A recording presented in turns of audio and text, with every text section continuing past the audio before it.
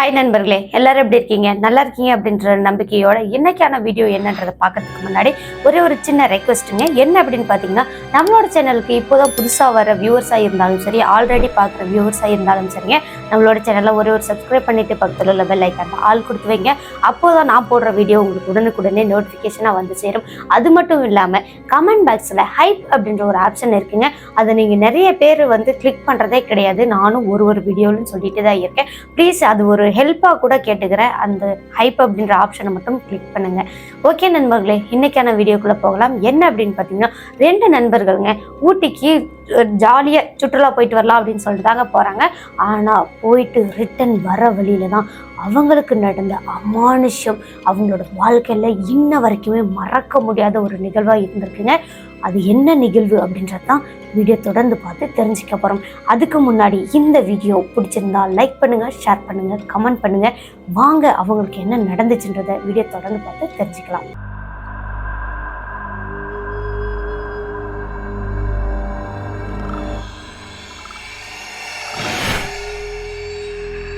ஹரி மற்றும் ஜெய் இவங்க 2 பேருமே சென்னையில் வாழக்கூடிய பசங்கங்க.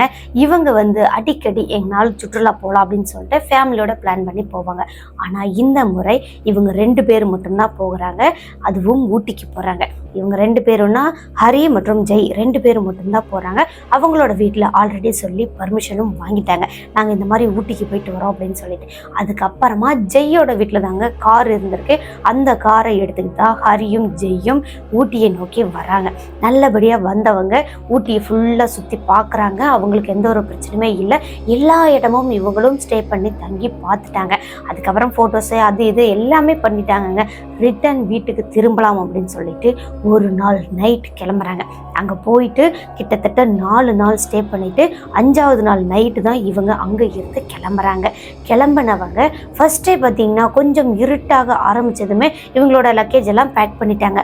ஆனால் இந்த ஹரியும் ஜெய்யும் என்ன பண்ணுறாங்கன்னா, நைட் டைமில் ஊட்டி எப்படி இருக்குன்னு பார்க்கலாம் அப்படின்னு சொல்லிட்டு இவங்க அவங்களோட கார்லேயே மெதுவாக தாங்க வர ஆரம்பிச்சிருக்காங்க. நல்லாவே இவங்களும் அந்த மலைப்பாதைகளில் வந்துகிட்டே இருக்காங்க. லேசான மலை சாரல், அது கூடவே பயங்கரமான பனிமூட்டமெல்லாம் இருந்திருக்கு. இதையெல்லாம் அந்த இயற்கையெல்லாம் ரசிச்சுக்கிட்டே இவங்களும் வராங்க. வரவே நல்லா அடர்ந்த காடுகள் மாதிரி நிறைய இடங்கள்லாம் வருதுங்க. அந்த இடமெல்லாம் வரும்போது இவங்களோட காரோட ஹெட்லைட் வெளிச்சத்தில் தான் பார்க்குறாங்க. ஃபுல்லாகவே கொஞ்சம் தூரத்துலேருந்து பார்த்தாவே அந்த காடுகள் எல்லாம் பயங்கர கருப்பாக இருந்திருக்குங்க. பயங்கர இருட்டாக இருந்திருக்கு. அதுக்கப்புறம் அவங்களும் அந்த இருட்டு வரும்போதெல்லாம் கொஞ்சம் கொஞ்சமாக பயந்துக்கிட்டே தான் வராங்க. அந்த இருட்டை கடந்துட்டாங்கன்னா அதுக்கப்புறம் கொஞ்சம் ரிலாக்ஸ் ஆகிருக்கு. அதே போல் 2-3 இடத்துல அந்த மாதிரி கடந்தவங்க 4ஆவது இடத்துல என்ன பண்ணுறாங்கன்னா, 2 பேருமே ஜாலியாக பாட்டெல்லாம் கேட்டுக்கிட்டே இவங்க பேசிக்கிட்டு வரும்போது மீண்டும் அதே மாதிரி கபோர்னு இருட்டு மாதிரி ஒரு இடம் வருதுங்க. அதுவும் இவங்களோட காரோட ஹெட்லைட் வெளிச்சத்தில் பார்க்குறாங்க. இங்கே ஹெட்லைட் வெளிச்சத்துலேருந்து அந்த தூரத்தில் உள்ள அந்த இருட்டை பார்க்கும்போது 2 பேத்துக்குமே பயங்கரமாக பயம் வந்துருச்சாங்க. அவ்வளோ ஒரு இருட்டாக இருந்திருக்கு. அதுவும் இவங்க மெயின் ரோட்டில் வரல, ஷார்ட்கட் அப்படின்னு சொல்லிட்டு தான் ஒரு இடத்துல வந்துட்டுருக்காங்க. அப்போது எதிர்த்தபடி எந்த ஒரு வாகனமும் வரலை. இவங்களோட வாகனம் மட்டும்தான், அதுவும் ஹெட்லைட் வெளிச்சம் மட்டும்தான் எரிஞ்சிட்ருக்கு. அப்படியே இவங்க கார் மெதுவாக பாட்டெல்லாம் பாடிக்கிட்டு போய்கிட்டே இருக்கும்போது அந்த இருட்டான இடத்துக்கும் வந்துட்டாங்க. வந்த நண்பர்கள் 2 பேருமே இருட்டுக்குள்ளே போகவே அந்த ஹெட்லைட் வெளிச்சம் இன்னுமே நல்லாவே பளிச்சுன்னு தெரிய ஆரம்பிச்சிருக்குங்க. அப்போது அங்கே ரோட்டுக்கு சைடில் ஒரு பொண்ணு நிற்கிற மாதிரி இருந்திருக்குங்க. 2 பேருமே பார்த்துருக்காங்க. அங்கே ஒரு பொண்ணு தான் நின்றுட்டுருக்காங்க. பாவாடை சட்டை போட்டிருக்கிற மாதிரி இருந்திருக்கு. இந்த பொண்ணு நின்றுட்டே இருந்தவங்க நல்லா இவங்களும் கூர்ந்து கவனிச்சுட்டே வந்தவங்க சடனாக அந்த பொண்ணு டக்குன்னு சைடில் உள்ள பெரிய மரத்தில் ஏறிட்டாங்களாங்க. எப்படி ஏறினாங்கன்னே தெரியலையாங்க. அவ்வளோ சீக்கிரமாக அந்த பொண்ணு எப்படி ஏறினாங்க அப்படின்னு ஒரே குழப்பம், கூடவே பயம்.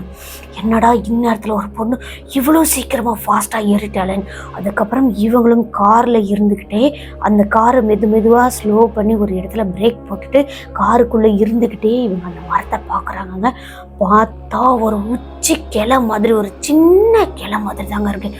அந்த கிளையில் அந்த பொண்ணு அப்படியே உட்கார்ந்தபடி காலெல்லாம் கீழே தொங்க போட்டபடி உட்கார்ந்துட்டு இருந்திருக்காங்கங்க. கூடவே முடியெல்லாம் விரிச்சு போட்டபடியும் இருந்திருக்காங்க. இதை பார்த்த 2 பேருக்குமே அள்ள விட்டுருச்சாங்க. அடுத்தது அந்த இடத்துல இருந்து நகர்ந்தா போதும் அப்படின்னு சொல்லிட்டு இவங்களும் காரை மெதுவாக நகர்த்துறாங்க. அந்த காரானது எவ்வளோ ஸ்பீடு கொடுத்தாலுமே ஸ்பீடாக போகவே இல்லையா, மெதுவாக தான் நகருதாங்க. பயங்கரமாக இவங்களும் ஆக்சிடென்ட்லாம் அழுத்தி பார்க்குறாங்க, என்னென்னமோ பண்ணுறாங்க. ஆனால் அந்த கார் ஸ்பீடாகவே போகலையா. அதுக்கப்புறமா இந்த ஹரி அப்படின்றவர் என்ன பண்ணுறாருன்னா, இங்கே டிரைவ் பண்ணிட்டு இருக்கிறது வந்து ஜெய் தான் பண்ணிட்டுருக்காரு. ஹரி சைடில் உட்காந்துட்டு இருந்தவர் சைடு மிரர் வழியாக பார்க்குறாருங்க. பின்னாடி வந்து அவங்களோட காரோட கொஞ்சம் வெளிச்சம் தெரிகிற அந்த இடத்துல அங்கே அந்த பொண்ணானது நடந்து வர மாதிரி இருந்திருக்குங்க. அதுவும் இவங்களோட காரை பிடிச்சிக்கிட்டே நடந்து வர மாதிரி இருந்திருக்கு. அப்போது கார் வேகமாக போகாததுக்கான காரணம் இதுவாக தான் இருக்குமோ அப்படின்னு பயந்த ஹரி இங்கே ஜெய் கிட்ட கூப்பிட்டு சொல்கிறாங்க, டேய் ஜெய், பின்னாடி ஏதோ ஒரு பொண்ணு நடந்து வர மாதிரி இருக்குடா, ஆனால் முகமே ரொம்ப அக்லியாக ரொம்ப கோரமான ஒரு முகமாக இருக்குடா, அதுவும் அந்த பொண்ணு நம்ம மரத்தில் ஏறின மாதிரி பார்த்தோம்லடா, அதே பொண்ணு தாண்டா அப்படின்னு ஹரி ஜெய் கிட்ட சொல்கிறாங்க. சொன்னதுமே ஜெய்யும் என்ன பண்ணுறாருன்னா பயங்கரமான பயத்தோடையே அவரோட சைடு மிரரில் அட்ஜஸ்ட் பண்ணி பார்க்குறாருங்க.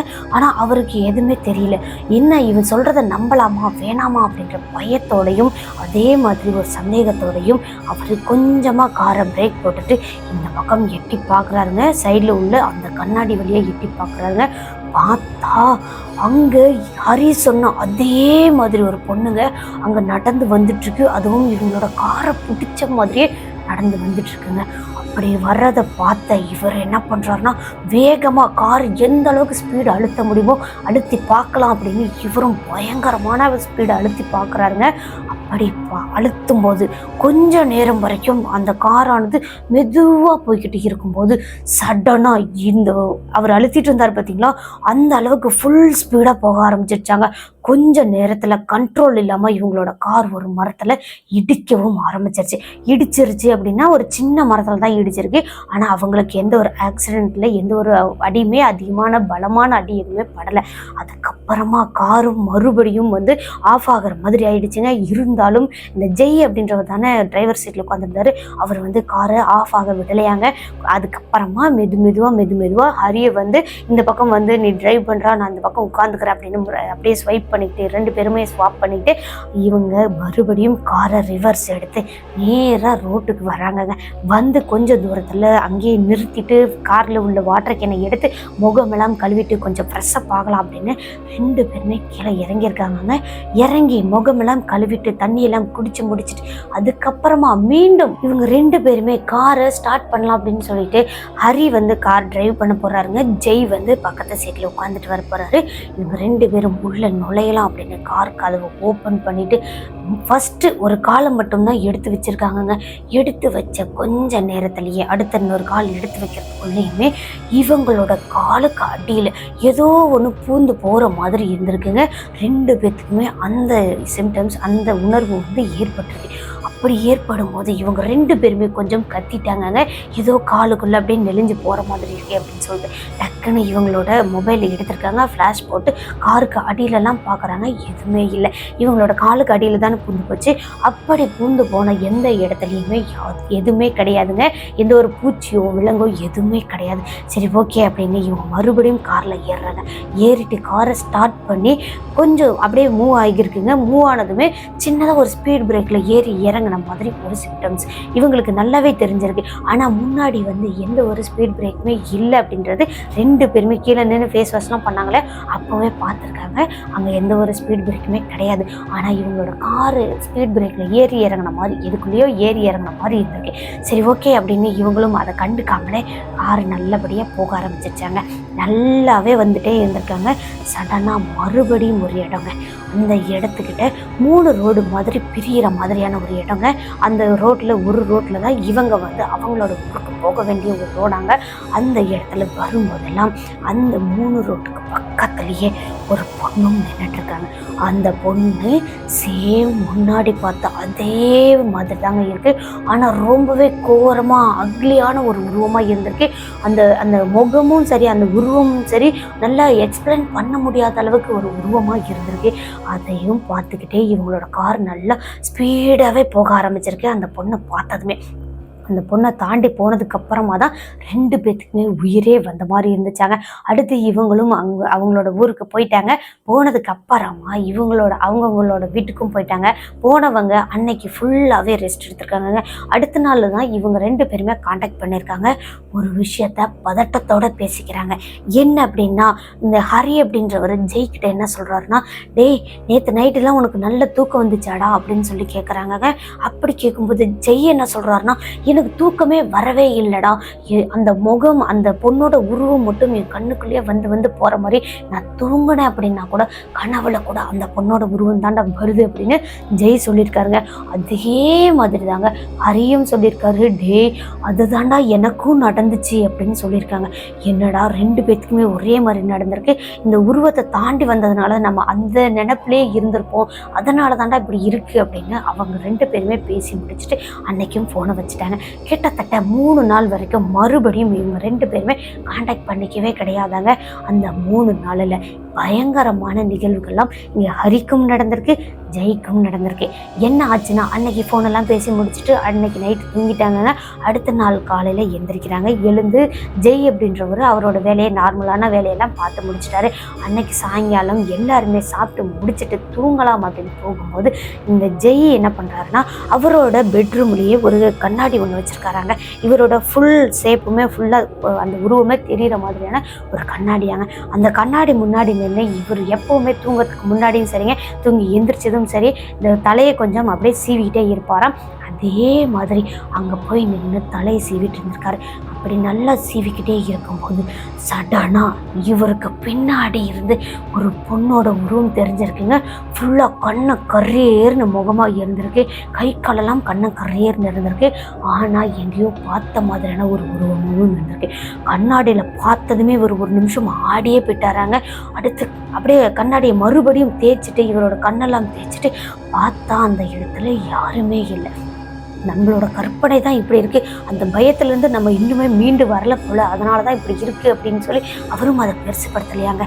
அன்னைக்கு நைட்டு படுத்து தூங்கிட்டார். நல்லாவே ஆழ்ந்த தூக்கத்தில் இருக்கும்போது மணி 2 மணி இருக்குமாங்க. அவ்வளோ நேரத்துக்கு இவரோட பெட்ரூமில் இவர் மட்டும்தான் படுத்திருக்காரு. நல்லாவே ஏசியெல்லாம் மூடிட்டு தான் இருந்திருக்கு. ஆனாலும் அந்த 2 மணிக்கு இவருக்கு சடனாக ஃபுல்லாக வேர்க்க ஆரம்பிச்சிருக்குங்க. நல்லா பயங்கரமாக வேர்க்க ஆரம்பிச்சிருக்கு.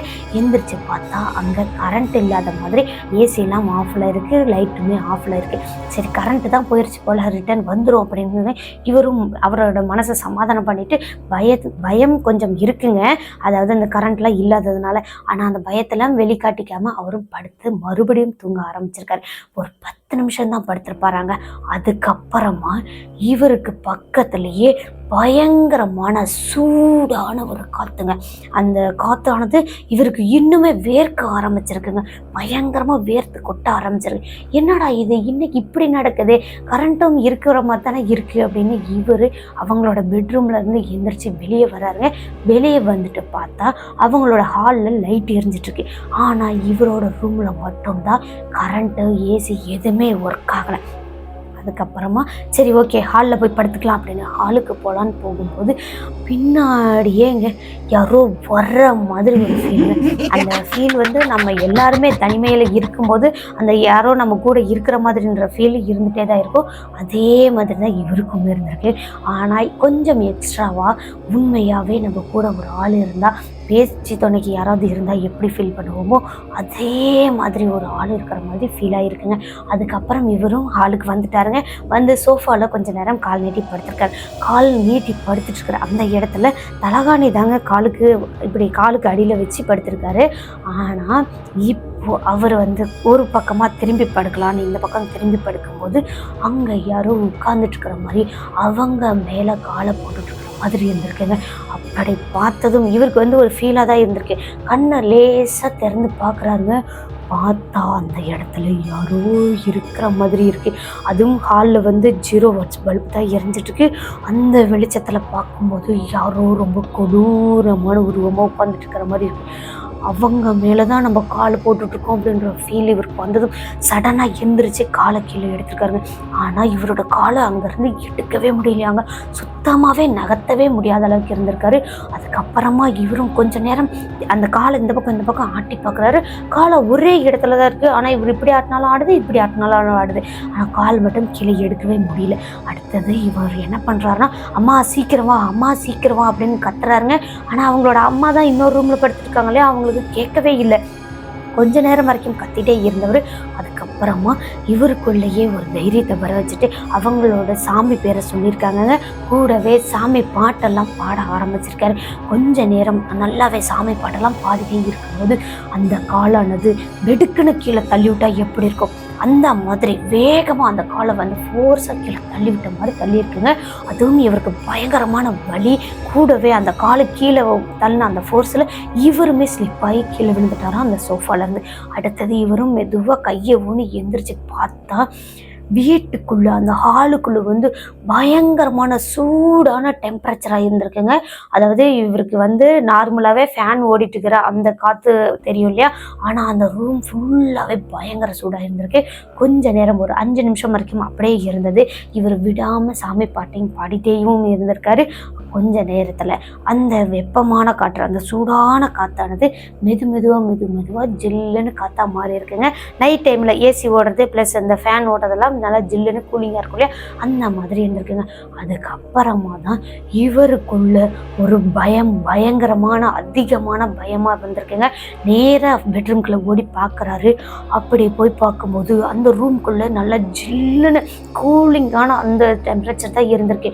அடுத்தது ஹாலுக்கு வந்து பார்க்குறாரு. ஹால்லையுமே ஃபேன் ஓடிட்டுருக்கிற அந்த கூலிங் தான் இங்கே இருந்திருக்கு. அதுக்கப்புறம் இவர் ஹாலில் உள்ள அந்த ஃபேனையும் ஆஃப் பண்ணிவிட்டு பெட்ரூமில் உள்ள அந்த ஏசியும் ஆஃப் பண்ணிவிட்டு இவங்களோட அம்மாவோட ரூமை கதவை தட்டியிருக்காரு. கதவு தட்டினதும் அவங்களோட அம்மாவும் எந்திரிச்சு வந்துட்டாங்களாங்க. வந்து என்னன்னு கேட்கும்போது, அம்மா இன்னைக்கு ஒரு நாளைக்கு உங்களோட ரூம்லேயே நான் படுத்துக்கிறேன் அப்படின்னு சொல்லிட்டு அவங்களோட அம்மா ரூம்லேயே அன்றைக்கே ஸ்டே பண்ணிட்டாராங்க. இப்படியே அவருக்கு தொடர்ந்து 3 நாளுமே நடந்திருக்குங்க. இவருக்கு நடந்த அந்த விஷயம் மாதிரியே ஹரிக்கும் சில பயங்கரமான நிகழ்வுகள் நடந்திருக்கு. என்ன நடக்குதுன்னா, ஹரியும் நல்லாவே சாப்பிடக்கூடிய ஒரு நபர் தாங்க. ஆனால் அவரால் அன்னைக்கு சாப்பிடவே முடியல.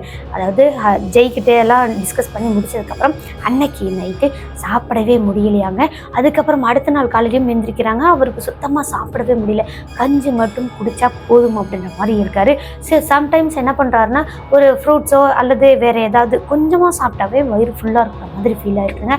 அதுக்கப்புறமா அன்னைக்கு நைட்டு அடுத்த நாள் நைட் என்ன பண்ணுறாங்கன்னா, நல்லாவே இவங்க எல்லாருமே உட்காந்து பேசிகிட்டே இருந்திருக்காங்க. நல்லாவே ஹரியும் கலகலப்பாக சிரிச்சுட்டு பேசிகிட்டு இருந்த ஒரு நபர் தாங்க சடனாக ஒரு இடத்த பார்த்து அப்படியே உறைஞ்சி போன மாதிரி நின்றுட்டு இருந்திருக்காருங்க. அதுவும் இவருக்கு உடம்பு அப்படியே கை கால் எல்லாமே வந்து மேலெல்லாம் குளிச்சுட்டு வந்து துவட்டாமல் வந்து உட்காந்தா எப்படி தண்ணியெல்லாம் சொட்டும் இல்லையா, அதே மாதிரி வேர்த்துருக்குங்க. என்னடா இது, இவனுக்கு சடனாக என்னடா இப்படி வேர்க்குது, அதுவும் ஃபேனெல்லாம் ஓடிட்டு தானே இருக்குது, எப்படி இப்படி அப்படின்னு அவங்க சுற்றி உட்காந்துட்டு இருக்கிற அவங்களோட அம்மா தங்கச்சி எல்லாருமே பார்த்துட்டே இருக்காங்க. ஆனால் ஹரி மட்டும் ஒரே இடத்த கண்ணை வைக்காமல் பார்த்துட்டே இருந்திருக்காரு. அந்த அப்பா அம்மா தங்கச்சி எல்லாருமே அந்த இடத்த பார்க்கும்போது அவங்களுக்கு எந்த ஒரு விஷயமுமே தெரியலங்க. ஆனால் இவர் மட்டும் வச்ச கண்ணு வாங்காமல் பார்த்துட்டே இருக்காரு. கூடவே பயங்கரமாக வேர்க்குதாங்க. வேர்த்து அந்த வியர்வையே ஃபுல்லாக அப்படியே அங்கங்கே தண்ணி சொட்டி அந்த தரையே கொஞ்சம் நனைஞ்ச மாதிரி இருந்துச்சாங்க. அந்த அளவுக்கு வேர்த்திருக்கு. அடுத்து என்னடா ஆச்சு அப்படின்னு அவங்களோட அப்பா பேசுகிறாரு, எந்த ரெஸ்பான்ஸுமே இல்லை. அவங்களோட அம்மாவும் பேசுகிறாங்க, எந்த ரெஸ்பான்ஸுமே இல்லை. அவங்களோட தங்கச்சி வந்து என்ன பண்ணுறாங்கன்னா, அண்ணா என்னாச்சு அப்படின்னு முதுகில் ஒரு தட்டு லேசான தட்டு தட்டி அதுக்கப்புறமா அவங்கள சுயநினைவுக்கு கொண்டுட்டு வந்திருக்காங்க. அப்படி வந்ததுக்கப்புறமா அண்ணா என்னாச்சு, என்ன ஒரே இடத்த பார்த்துட்டு இருக்கேன், என்ன அப்படின்னு கேட்குறாங்க. அப்போது ஹரி என்ன சொல்கிறாருன்னா, அங்கே அப்படின்னு அந்த இடத்த பார்க்கும்போது அங்கே எதுவுமே இல்லைங்க. அங்கே எதுவுமே இல்லைடா, நீ மட்டும்தான்டா வச்ச கண்ணு வாங்காமல் பார்த்துட்டே இருக்க, கூடவே உனக்கு எதுக்கிட்ட இப்படி வேர்த்திருக்கு அப்படின்னு அவங்க அப்பா கேட்கும்போது, வேர்த்திருக்கா அப்படின்னு கீழே குனிஞ்சு பார்த்தா அந்த இடமெல்லாம் ஃபுல்லாக ஈரமாகவே இருந்திருக்குங்க. அடுத்து இவர் வந்து வேகமாக எந்திரிச்சு உள்ளே போயிட்டு ட்ரெஸ் சேஞ்ச் எல்லாம் பண்ணிவிட்டு அதுக்கப்புறம் மறுபடியும் வந்து ஹாலில் உட்காந்துருக்காங்க. என்ன ஆச்சு என்ன அப்படின்னு கேட்கும்போது ஹரி வந்து எந்த ஒரு விஷயமுமே சொல்லலையா. அன்னைக்கு நாள் அப்படியே முடிஞ்சிருச்சுங்க. அடுத்த நாள் நைட்டு என்ன நடக்குதுன்னா, இந்த ஹரி அப்படின்றவர் நல்ல ஆழ்ந்த தூக்கத்தில் இருந்திருக்காரு. அவங்களோட அம்மா, அப்பா, அதுக்கப்புறம் தங்கச்சி, ஹரி வந்து தனியாக ஒரு கட்டில தான் படுத்துட்டு இருந்திருக்காரு. நல்லாவே தூங்கிட்டே இருந்தவருக்கு திடீர்னு 12 மணி இருக்குமாங்க. அவ்வளோ நேரத்துக்கு எந்திரிச்சு பாத்ரூம் போகலாம் அப்படின்னு சொல்லிட்டு எந்திரிச்சிருக்காருங்க. மொபைலெல்லாம் பார்த்து முடிச்சு தூங்கிறதுக்கே லேட்டாக தான் ஆயிருக்கேன். இருந்தாலும் பரவாயில்ல அப்படின்னு பாத்ரூம் போயிட்டு வந்து படுக்கலான்னு அவரும் பாத்ரூம் போயிருக்காரு. போயிட்டு ரிட்டன் அவரோட கட்டிலுக்கு வந்து படுக்கலான்னு வரும்போதெல்லாம் இவரோட காலை பிடிச்சி யாரோ வாரி விட்ட மாதிரி விழுந்திருக்காருங்க. விழுந்தவருக்கு மூக்கிலெல்லாம் அடிபட்டு ரத்தமே வர ஆரம்பிச்சிருச்சான். அப்படியே இப்படியே மல்லாந்து இப்படியே கமந்து விழுந்திருக்காருங்க. அடுத்தது இவர் விழுந்ததுமே அங்கே தூங்கிட்டு இருந்தவங்கெல்லாம் ஏதோ சத்தம் கேட்குது அப்படின்னா அவங்களோட அம்மா மட்டும் அந்த பக்கம் இந்த பக்கம் சின்னதாக அசைவு கொடுத்துருக்காங்க. அப்படி அசைவு கொடுத்ததும் அம்மா எந்திரிமா, அம்மா எந்திரிமா அப்படின்னு இவர் கத்திருக்காரு. ஆனால் அவங்க அம்மா எந்திரிக்கவே இல்லையாங்க. என்ன காரணம் அப்படிங்கிறது ஹரிக்கும் தெரியவே இல்லை. ஆனால் நான் பயங்கரமாக கத்திருக்கேன், ஆனால் எங்கள் அம்மாவுக்கு வந்து கேட்கவே இல்லை அப்படின்னு சொல்லியிருக்காரு. அடுத்தது இவராகவே தடுமாறி கையை ஊனி எந்திரிச்சு லைட்டை போட்டிருக்காரு. லைட்டை போட்டதுமே பார்த்தா இவங்களோட அம்மாவும் அப்பாவும் வந்து அப்படியே அந்த லைட் வெளிச்சத்துக்கு எந்திரிச்சிட்டாங்க. இவங்களோட தங்கச்சி வந்து எந்திரிக்கவே இல்லை, நல்லா இழுத்து போத்தி படுத்துட்டு இருக்கிறாங்க. சரி ஓகே அப்படின்னு என்னடா என்ன லைட்டெல்லாம் நேரத்துக்கு போட்டுட்ருக்கிறேன் என்ன அப்படின்னு அவங்களோட அம்மா அப்பாலாம் கேட்கும்போது, அம்மா நான் தவறி கீழே விழுந்துட்டுமாங்க பாருமா ரத்தம்லாம் வருது அப்படின்னு பார்க்கும்போது மூக்குள்ள இருந்து ரத்தம் எதுவுமே வரலையாங்க. ஆனால் ஹரி பார்க்கும்போது அவரோட மூக்கை தொட்டு பார்க்கும்போது ரத்தம் வந்திருக்கு. லைட்டு போட்டு பார்த்தா அவரோட மூக்குலேருந்து ரத்தமே வருது. இது எப்படிடா சாத்தியம்? ஆனால் நம்ம கீழே விழுந்தோமே மூக்கில் ரத்தம் வந்துச்சேன்னு இவரும் யோசனை பண்ணிக்கிட்டே இருக்காரு. அவங்களோட அம்மா வந்து திட்டிட்டு நைட் நேரத்தில் எதுக்கிட்ட உனக்கு இந்த வேலை அப்படின்னு சொல்லிட்டு அவங்கள திட்டிட்டு அதுக்கப்புறம் வந்து படுத்திருக்காங்க. அவங்களும் நல்லபடியாக தூங்கிட்டாங்களாங்க. ஹரிக்கு ஆனால் தூக்கமே வரல. அந்த பக்கம் இந்த பக்கம் பிறண்டு படுத்துட்டே இருக்காரு. சடனாக இவர் ஒரு விஷயத்த கவனிச்சிருக்காரு. என்ன அப்படின்னா, இவங்களோட தங்கச்சி படுத்திருந்தாங்க பார்த்தீங்களா, அந்த இடத்துல வேற யாரோ படுத்துருக்கிற மாதிரி இருக்குது. மெதுவாக போர்வை விலகும் போது அவங்களோட தங்கச்சியோட ஃபேஸ் கிடையாதாங்க, வேற யாரோ ஒருத்தர் படுத்துட்டுருக்கிற மாதிரி இருந்திருக்கு. என்னடா இது அப்படின்னு இவர் உள்ளுக்குள்ள பயத்தோட டக்குன்னு எந்திரிச்சு பார்த்துருக்காரு. பார்த்தா அந்த இடத்துல வேற யாராவது படுத்துட்டு இருக்காங்க. அப்படி பார்த்துட்டே இருக்கும்போது சடனாக அவங்களோட தங்கச்சி வேற ஒரு இடத்துல இருந்து என்ட்ரி கொடுக்குறாங்க. கிச்சனில் தண்ணி குடிச்சிட்டு என்ட்ரி கொடுக்குறாங்க. ஆனால் இவங்களோட அம்மாவும் பார்க்கல, அவங்களோட அப்பாவும் பார்க்கல, ஆனால் தூங்கிட்டு இருக்கிறாங்க அப்படின்னு தான் இருக்காங்க. இவங்க லைட்டு போட்டப்போ கூட அவங்களோட தங்கச்சி எந்த ஒரு சத்தமே கொடுக்கல. ஆனால் இப்போ கிச்சன்லேருந்து என்ட்ரி வராங்க. வந்து இப்படியே அந்த உருவம் படுத்துட்டு இருக்கு பார்த்தீங்களா, அதே இடத்துல அதே ஷேப்பில் மறுபடியும் அவங்களோட தங்கச்சி படுத்திருக்காங்க. படுத்து கொஞ்ச நேரத்தில் அந்த உருவமானது கருப்பான உருவமானது மெதுவாக ஒரு புகை மாதிரி அந்த இடத்த விட்டு காலி பண்ணியிருக்குங்க. ஃபுல்லாக அப்படியே மாயமாக மறைஞ்ச மாதிரி காத்தோட காத்தா கரைஞ்ச மாதிரி அந்த புகையானது போயிடுச்சா. இதையும் ஹரி உயிரை கையில் பிடிச்சிட்டு அன்னைக்கு நைட்டு ஃபுல்லாக பார்த்துட்டே இருந்திருக்காரு. அதுக்கப்புறமா இவருக்கு தூக்கமே வரலையாம். அடுத்த நாள் காலையில் எப்படா விடியும் பார்த்துட்டு இருந்திருக்காரு. இப்படியே 3 நாள் கடந்துருச்சுங்க. 4வது நாள் தான் 2 பேருமே ஃபோன் பண்ணி டிஸ்கஸ் பண்ணிக்கிறாங்க. இந்த மாதிரி எல்லாம் எனக்கு நடந்துச்சு அப்படின்னு சொல்லிட்டு 2 பேருமே டிஸ்கஸ் பண்ணிக்கும் போது 2 பேர்த்து வீட்லேயுமே அமானுஷ்யமான நிகழ்வுகள் தான் நடந்திருக்கு. அதனால் இவங்க 2 பேருமே என்ன பண்ணுறாங்கன்னா, நம்ம ஊட்டிக்கு போன விஷயம் அங்கே நடந்த விஷயம் எல்லாம் சொன்னால் அம்மா கண்டிப்பாக திட்டுவாங்க. அதனால் நம்ம 2 பேருமே சேர்ந்து என்ன பண்ணலான்னா, ஏதாவது ஒரு கோவிலுக்கு போயிட்டு சாமி கும்பிட்டு வந்துடலாண்டா, நம்ம பேரில் அர்ச்சனை பண்ணிட்டு வந்துடலாண்டா, அம்மா அப்பாட்ட சொன்னாலும் அதே வேலை தான் செய்வாங்க அப்படின்னு சொல்லி இவங்க 2 பேர் மட்டும் முடிவு பண்ணி அங்கே போகிறாங்க. போயிட்டு சாமி பேரில் அர்ச்சனை பண்ணிவிட்டு இவங்க 2 பேர்த்துக்குமே அர்ச்சனை பண்ணிவிட்டு சாமியெல்லாம் கும்பிட்டு முடிச்சுட்டு அதுக்கப்புறம் வெளியே வந்து உட்காந்துட்டு இருந்திருக்காங்க. திருநீரெல்லாம் வச்சுட்டு நல்லபடியாக அன்னைக்கு நாள் முடிஞ்சிச்சாங்க. கிட்டத்தட்ட 4 நாள் வரைக்கும் அடுத்தது எந்த ஒரு பிரச்சனையுமே இல்லாமல் இருந்திருக்கு. மறுபடியும் 5வது நாள் இவங்களோட வீட்டில் நினச்சி கூட பார்க்க முடியாத அளவுக்கு பயங்கரமான சம்பவம் நடந்திருக்கு.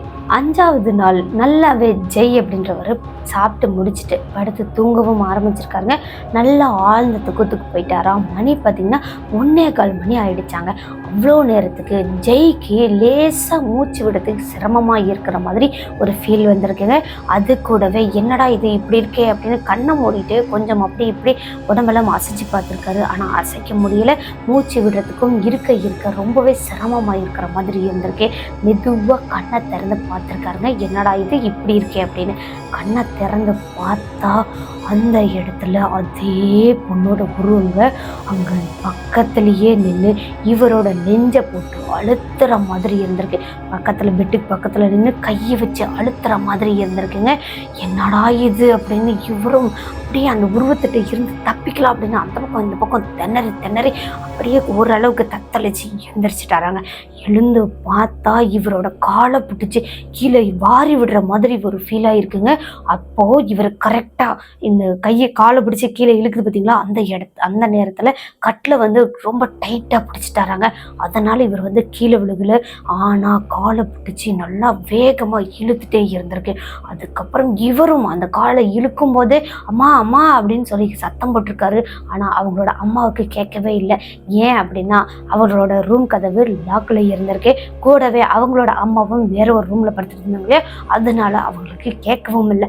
அதுக்கப்புறமா நல்லாவே ஏசி ஓடிட்டு இருந்த அந்த ரூம், நல்லா கூலிங்காக இருந்த ரூம் கொஞ்ச நேரத்திலேயே பயங்கர சூடாக மாறி இருக்காங்க. அப்போது அதே பொண்ணோட உருவம் அங்கே நின்றுட்டு இருக்கும்போது பயங்கர சூடாக மாறும்போது தான் ஜெய்க்கு புரிஞ்சிருக்கு. முன்னாடி ஒரு டைம் சூடாக இருந்துச்சு பார்த்தீங்களா, அது எல்லாமே இந்த பொண்ணோட ஆன்மா தான். அந்த பொண்ணு இந்த ரூமுக்கு வரும்போது எல்லாம் தான் சூடாகுதோ அப்படின்னு அப்போது சின்னதாக ஒரு யோசனை வந்திருக்கு அவருக்கு. அடுத்தது அந்த பொண்ணுக்கிட்ட இருந்த காலை இழுத்து இழுத்து தப்பிச்சோம் புடைச்சோம் அப்படின்னு அந்த ரூம் கதவை திறந்துட்டு வெளியே போயிருக்காங்க. வெளியே ஓடினாலும் அங்கே இவர் ஓடி நிற்கிற அந்த இடத்துக்கு பக்கத்துலேயே ஆப்போசிட்லேயே இவர் நிற்கிறதுக்கு ஆப்போசிட்லேயே அதே பொண்ணோட உருவம் வந்து நிற்குதாங்க. இந்த பக்கம் போனாலும் ஒரு தான், இந்த பக்கம் போனாலும் ஒரு தான். கடைசியாக இவங்களோட ஹால்லேயே ஒரு இடத்துல சாமி ஃபோட்டோலாம் வச்சுருந்துருக்காங்க. அங்கே ஓடி நின்றுட்டாராங்க. அந்த இடத்துல போயிட்டு நின்னதுக்கு அப்புறமா தான் அந்த பொண்ணோட ஆன்மா அந்த பக்கம் இந்த பக்கம் கொஞ்சம் நேரம் நடந்துகிட்டே இருந்தது. சடனாக அப்படி சல்லுன்னு அவங்களோட மெயின் டோர் வழியாக வெளியே போகிற மாதிரி போயிருக்குங்க. அதுக்கப்புறம் சாமியை கும்பிட்டுட்டு சாமி திருநீர்லாம் எடுத்து வச்சுட்டு அந்த சாமி ஃபோட்டோ வச்சுருந்தாங்க பார்த்தீங்களா, அந்த இடத்துலையே விடியவே உட்காந்துட்டாங்களாங்க. எப்படா வீடியோ அப்படின்னே பார்த்துட்டே உட்காந்துருக்காரு. அங்கே ஹரி அப்படின்றவருக்கு என்ன நடக்குதுன்னா, அவரும் எப்பவும் போல் சாப்பிட்டு முடிச்சுட்டு படுத்துட்டு மொபைல் பார்த்துட்டு இருந்திருக்காருங்க. நல்லாவே மொபைல் பார்த்துட்டே இருந்த நபருக்கு பக்கத்துலேயே ஏதோ சின்னதாக ஒரு டிஸ்டர்பன்ஸ் இருக்கிற மாதிரி, யாரோ அங்கே நின்று நம்மளை வாட்ச் பண்ணுற மாதிரி ஒரு ஃபீல் வந்திருக்குங்க. அந்த ஃபீலோடைய அவரும் திரும்பி பார்க்குறாரு. அங்கே யாருமே இல்லை, எதுவுமே தெரியவும் இல்லை. அடுத்தது இவரோட ஃப்ளாஷ் லைட்டு செல்லு தானே பார்த்துட்டு இருந்தார், அதில் ஃப்ளாஷ் போட்டு பார்க்குறாரு. பார்த்தாலும் ஃபுல்லாக அவங்களோட அம்மா அப்பா தங்கச்சி எல்லாருமே தூங்கிட்டு தான் இருக்காங்க. ஆனால் இவருக்கு மட்டும் யாரோ பார்க்குற மாதிரி அந்த ஃபீல் வந்துச்சு பார்த்தீங்களா. அந்த சைடில் திரும்பி பார்த்தா அங்கேயும் யாருமே இல்லை. சரி, நம்மளோட கற்பனை தாண்டா அப்படின்னு மறுபடியும் லைட்லாம் ஆஃப் பண்ணிவிட்டு மீண்டும் செல்லு பார்க்க ஆரம்பிக்கிறாருங்க. நல்லா இவரும் செல்லு பார்த்துட்டே இருக்கும்போது இவரோட காலுக்கு பக்கத்துலேயே யாரோ வந்து உட்கார்ற மாதிரி அந்த ஃபீல் வந்துருக்கு. கட்டில் மேலே யாராவது எக்ஸ்ட்ரா ஒரு ஆள் உட்காந்தா தெரியும் இல்லையா, ஒரு ஃபீல் ஆகும் இல்லையா, அதே மாதிரி ஃபீல் ஆனவர் என்னடா இது மறுபடியும் இப்படி இருக்கு அப்படின்னு மறுபடியும் லைட்டு போட்டு பார்க்குறாரு. போட்டு பார்த்தா இவர் லைட்டு போடுறதுக்கும் அந்த செல்லுக்கும் பக்கத்துலேயேங்க அந்த பொண்ணோட உருவம் அங்கே உட்காந்துட்டு இருந்திருக்கு. பார்த்தவர் நடுநடுங்க போயிட்டாராம். அதே இடத்துல இவருக்கு யூரினும் வர மாதிரி ஆயிடுச்சான். அடுத்தது இவரும் அப்படியே கொஞ்சம் பயத்தோடு வேகமாக எந்திரிச்சு உட்கார்றாரு. உட்கார்ந்தவர் அந்த கட்டில் விட்டு கீழே இறங்கலான்னு பார்க்கும்போது அப்படியே கட்டிலோடு சேர்த்து மேலே தூக்கின மாதிரி ஒரு ஃபீல் வந்திருக்குங்க. ஆனால் இவரால் கீழே இறங்கவே முடியல. ஆனால் கட்டில் கீழே இருக்கிற மாதிரி தான் இருக்குது, இவருக்கு மட்டும் அந்த ஃபீல் வந்திருக்கு. அடுத்து அந்த கட்டில் விட்டு அப்படியே கீழே குதிக்கிற மாதிரி குதித்து அவங்களோட தங்கச்சி பக்கம் உருண்டு போனால் அவங்களோட தங்கச்சி ஐயோ அம்மா அப்படின்னு சொல்லி இவர் அங்கே போய் படுத்தார் இல்லையா, உருண்டு போனார் இல்லையா, அதில் ஐயோ அம்மா அப்படின்னு சொல்லி அவங்களும் கத்துறாங்க. உடனே அவங்களோட அம்மா அப்பா எல்லாருமே எந்திரிச்சிருக்காங்க. என்னடா பண்ணுற தங்கச்சிட்டு வந்து என்னடா பண்ணுற அப்படின்னு அவரை பிடிச்சி நல்லா பயங்கரமாக திட்டிருக்காங்க. ஆனால் அவர் வந்து அங்கே நடந்த விஷயத்தை எதுவுமே சொல்லலை. நான் தெரியாமல் தூக்கத்தில் உருண்டு வந்துட்டேன் அப்படின்னு மட்டும் சொல்லியிருக்காரு. அடுத்து அவங்களோட அம்மா வந்து அவங்களோட தங்கச்சியை மறுபடியும் சமாதானம் பண்ணி படுத்து தூங்கவும் வச்சு ஹரியும் அவரோட இடத்துக்கு வந்துட்டாராங்க. கட்டில் பக்கத்தில் வந்துட்டார். ஆனால் அன்னைக்கு கட்டிலில் படுக்கிறதுக்கு ஹரிக்கு ரொம்பவே பயம். அதனால என்ன பண்ணுறாருன்னா அவங்களோட அப்பாவுக்கு அந்த சைடில் தலகாணியை போட்டு படுக்க ஆரம்பிச்சிட்டாராங்க. நல்லா அன்னைக்கும் தூக்கம் வராமல் பிறண்டு படுத்துட்டே இருந்தவர் அவங்களோட அப்பாவும் கவனிச்சுட்டே தான் இருந்திருக்காரு. பக்கத்துலேயே தானே படுத்திருந்தாரு. என்னடா இது பையன் பிறண்டு படுத்துட்டே இருக்கான், தூக்கமும் வரல, என்னடா பண்ணுறான் அப்படின்னு பார்த்துட்டே இருக்கும்போது அவங்களோட அப்பாவும் பார்த்துருக்காருங்க. ஹரிக்கு பக்கத்தில் ஏதோ ஒரு உருவம், மங்கலான ஒரு உருவம் இருக்கிற மாதிரியான ஒரு உருவத்தை இவரும் பார்த்துருக்காரு. யாரு? ஹரியோட அப்பாவும் பார்த்துருக்காரு. அப்படி பார்த்ததுமே அவரே கொஞ்சம் நடுங்கி போயிட்டாராங்க. கொஞ்சம் நேரத்தில் ஆடி போயிட்டாராம். அதையும் வெளியே சொல்லாமல் அன்னைக்கு எப்படா விடியும் அப்படின்னு ஹரி பிறந்து படுக்கும் போதெல்லாம் அவங்களோட அப்பா கண்ணை மூடி படுத்து தூங்குற மாதிரி இருந்திருக்காருங்க. அடுத்த நாள் காலையில் விடியுது. விடிஞ்சதுக்கு அப்புறமா யாருக்குமே தெரியாமல் ஹரியை மட்டும் வெளியே கூப்பிடுறாரு. கூப்பிட்டு என்ன நடந்துச்சு அப்படின்றத கேட்குறாங்க. அப்போது நைட்டு நடந்த விஷயத்த தான் கேட்குறாரு போல் அப்படின்னு சொல்லிட்டு ஒன்றும் இல்லைப்பா அப்படின்னு சொல்கிறாங்க. ஆனால் அவங்களோட அப்பா கண்டிப்பாக உனக்கு ஏதோ ஒரு பிரச்சனை இருக்குது, என்னன்னு சொல்லு, அந்த ஆன்மா எப்போலேருந்து உன் பின்னாடி வருது அப்படின்னு கேட்கும்போது அப்படியே ஷாக் ஆகிட்டாராங்க ஹரி. என்னடா இது, அப்பா அவர் பார்த்த மாதிரி சொல்கிறாரு அப்படின்னு, எப்படிப்பா உங்களுக்கு தெரியும் அப்படின்னு சொல்லி கேட்கும்போது நைட்டு நானே பார்த்தேன்டா, உன் பின்னாடியே தான் இருந்துச்சு அப்படின்னு சொல்லி அவங்களோட அப்பா சொல்லியிருக்காங்க. அடுத்து ஹரி எந்த விஷயத்தையுமே மறைக்க வேண்டாம் அப்படின்னு சொல்லிட்டு ஊட்டிக்கு போயிட்டு வந்த விஷயம், அங்கே பார்த்த விஷயம், அதுக்கப்புறம் வந்ததுக்கு அப்புறம் நடந்தது எல்லா விஷயத்தையுமே சொல்லியிருக்காங்க. இது ஏன்டா நீ முன்னாடியே சொல்லலை அப்படின்னு சொல்லி அவங்க அப்பா பயங்கரமாக திட்டிருக்காங்க. திட்டினதுக்கு அப்புறமா உள்ளூர்லேயே உள்ள ஒரு மாந்திரிகரை கூட்டிகிட்டு வராங்க. வந்து இவருக்கு மந்திரிச்சும் விட்டுருக்காங்க. அதுக்கப்புறமா தாயத்தெல்லாம் கட்டி விட்டுருக்காங்க. தாயத்து கட்டினதுக்கப்புறமா ஹரி அப்படின்றவருக்கு எந்த ஒரு பிரச்சனையுமே இல்லாமல் ஒரு வாரம் நல்லபடியாக கடந்துட்டார். இங்கே ஜெய் அப்படின்றவரும் அடுத்த நாள் காலையில் அவங்களோட அப்பா அம்மா எந்திரிச்சு வரும்போது அந்த சாமி ஃபோட்டோவுக்கு கீழே தானே அப்படியே கண்ணாஸ் அந்த மாதிரி சேத்துல சாஞ்சபடி உட்காந்துட்டு இருந்தார். வந்து என்னடா ஆச்சு இங்கே உட்காந்துட்டு இருக்கிற அப்படின்னு அவங்களோட அம்மா கேட்கும்போது அவங்களோட அப்பாவும் வந்துட்டாரு. என்னன்னு கேட்கும்போதெல்லாம் நடந்த விஷயம் எல்லாத்தையுமே சொல்லிட்டாராம். அழுதுகிட்டே சொல்லியிருக்காரு. அடுத்து அவங்களும் என்ன பண்ணுறாங்கன்னா ஒரு கோவிலுக்கு கூட்டிகிட்டு போகிறாங்க. அங்கேயும் போயிட்டு தாயத்தம் கட்டி விட்றாங்க. ஒரு வாரம் எந்த பிரச்சனையுமே இல்லைங்க. ஒரு வாரத்துக்கு அப்புறமா மீண்டும் இவங்களுக்கு வந்து கனவுல அந்த பொண்ணு வருது. அந்த பொண்ணோட முகம் கண்ணுக்கு முன்னாடி வந்து நிற்கிற மாதிரி இருக்கிறது. அங்கங்கே அந்த உருவங்கள்லாம் தெரிகிற மாதிரியான ஒரு ஃபீல் இருந்துகிட்டே தான் இருக்குது. அதுக்கப்புறமா இவங்க மீண்டும் ஒரு சாமியாரை பார்க்குறாங்க. அங்கே போயிட்டு தாயத்து கட்டிட்டு வந்ததுக்கப்புறமா தான் இவங்களுக்கு எந்த ஒரு பிரச்சனையுமே இல்லாமல் நார்மலாக இருக்குது. அதுக்கப்புறமா அந்த பொண்ணோட ஆன்மா எதுவுமே தெரியல. ஊட்டிக்கு இவங்க போகிறது அப்படின்னா கூட அந்த ஷார்ட் ரூட்டை பயன்படுத்துறதே கிடையாதாம். நேர் ரூட்லேயே தான் போவாங்களாம். இப்போவுமே ஊட்டிக்கு அடிக்கடி போவாங்களாம். ஆனால் அந்த ஷார்ட் ரூட் பக்கம் போகவே மாட்டாங்களாம். எங்களோட வாழ்க்கையில் இந்த நிகழ்வு ஊட்டிக்கு போகலாம் அப்படின்னு சொல்லிட்டு போயிட்டு ரிட்டன் வரும்போது நடந்த அம்மான்சம் சிஸ்டர் எங்களோட வாழ்க்கையில் எப்போவுமே மறக்க முடியாத ஒரு நிகழ்வு அப்படின்னு சொல்லி நமக்கு இந்த ஹரி ஜெய் 2 பேருமே தாங்க ஷேர் பண்ணியிருக்காங்க. அவங்க 2 பேத்துக்குமே நன்றியை சொல்லிட்டு இன்னைக்கான வீடியோ இதோட முடிச்சுக்கிறேன்.